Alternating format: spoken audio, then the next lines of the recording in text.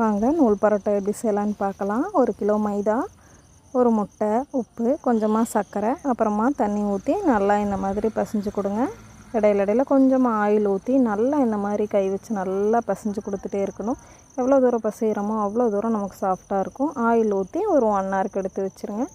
அதுக்கப்புறமா இந்த உருண்டைகளை எடுத்து இப்படி கையில் இப்படி உருட்டி கொடுத்தோம் அப்படின்னா உருண்டைகளாட்டம் எடுத்து வச்சுட்டு அதுக்கப்புறமா ஒரு இதில் போட்டு நல்லா இப்படி பரத்தி கொடுக்கணும். நல்லா தின்னாக பரத்திட்டு அதுக்கப்புறமா கத்தி வச்சு இந்த மாதிரி கோடுகளாட்டம் போட்டோம் அப்படின்னா நமக்கு லேயராக மாவு இப்படி கிடச்சிரும். அதை இப்படி உருண்டைகளாக உருட்டி வச்சிட்டோம் அப்படின்னா நமக்கு நல்லா ஒரு சாஃப்டான பரோட்டா கிடச்சிரும். அதுக்கப்புறமா அதை ஒரு பேனில் நல்லா நம்ம கையிலேயே கூட அதை இந்த மாதிரி கையிலையே நம்ம தட்டி கொடுத்தோம் அப்படின்னா சின்னதாக போட்டாலே போதும். அதுவே நமக்கு நல்ல லேயராக கிடச்சிரும். அதை ஒரு பேனில் போட்டு எடுத்துட்டோம் அப்படின்னா